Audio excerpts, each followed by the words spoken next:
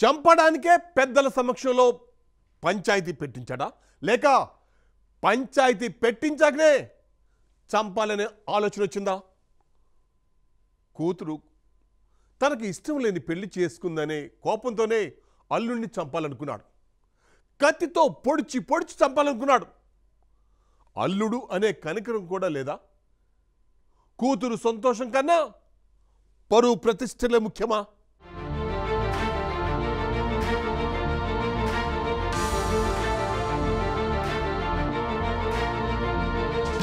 ప్రస్తుతం సమాజంలో ప్రేమ వివాహాలు ఎక్కువ సంఖ్యలో జరుగుతున్న కొన్ని చోట్ల మాత్రం ప్రేమ పెళ్లిళ్లు విషాదంగా మారుతున్నాయి. ముఖ్యంగా తల్లిదండ్రులు పిల్లల ప్రేమను అంగీకరించకపోవడంతో సమస్యలు తలెత్తున్నాయి. పెద్దలు ఒప్పుకోలేదని ప్రేమికులు ఆత్మహత్యలు చేసుకోవడమో లేక తమకు ఇష్టం లేని పెళ్లి చేసుకున్నారని వేరే కులం యువకుడిని వివాహం చేసుకున్నారని ఆగ్రహించే పెద్దలు వారిపై దాడికి తెగబడడం లాంటి ఘటనలు తరచూ చోటు చేసుకుంటున్నాయి. తాజాగా చిత్తూరు జిల్లా కుప్పంలోనూ అలాంటి దారుణమే చోటు చేసుకుంది. కూతురు తమకు ఇష్టం లేని పెళ్లి చేసుకుందని ఓ తండ్రి కూతురితో పాటు ఆ అమ్మాయిని పెళ్లి చేసుకున్న అబ్బాయిపై కూడా కత్తితో దాడి చేశాడు.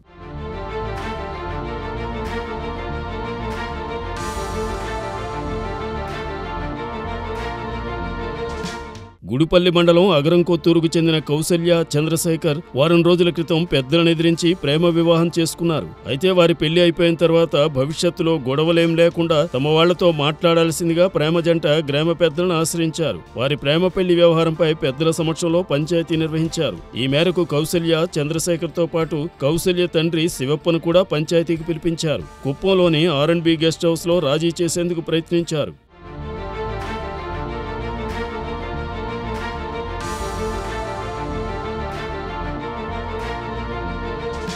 కానీ కూతురు ప్రేమ వివాహం చేసుకోవడం ఇష్టం లేని శివప్ప పెద్దల సమక్షంలోనే కత్తితో కౌసల్య చంద్రశేఖర్లపై ఒక్కసారిగా దాడికి దిగాడు. ఈ ఊహించని ఘటనతో అంతా షాక్ అయ్యారు. అసలక్కడ ఏం జరుగుతోందో అర్థం చేసుకునే లోపే శివప్ప ప్రేమ జంటపై కత్తిపోట్ల వర్షం కురిపించాడు. శివప్పను ఆపే ప్రయత్నంలో మరో ఇద్దరు కూడా కత్తి గాయాలకు గురయ్యారు. అయితే ఈ దాడిలో తీవ్రంగా గాయపడిన కౌసల్య చంద్రశేఖర్లను చికిత్స కోసం దగ్గరలోని ప్రైవేట్ ఆసుపత్రికి తరలించారు.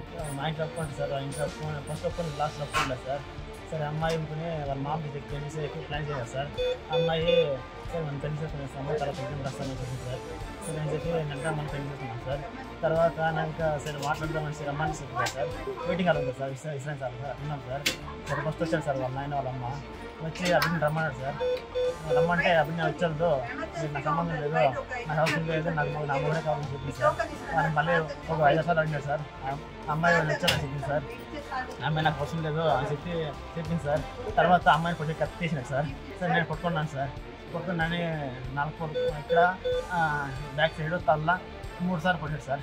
సరే అమ్మాయిని కొట్టుకుంటే అమ్మాయి బయటికి వెళ్ళిపోయింది సార్. అమ్మాయిని 2 సార్లు నేను కొట్టినాడు సార్. ఆ అమ్మాయి వాళ్ళ అమ్మ కొట్టింది సార్. బ్లడ్ అంతా కారణం కొట్టింది సార్. అని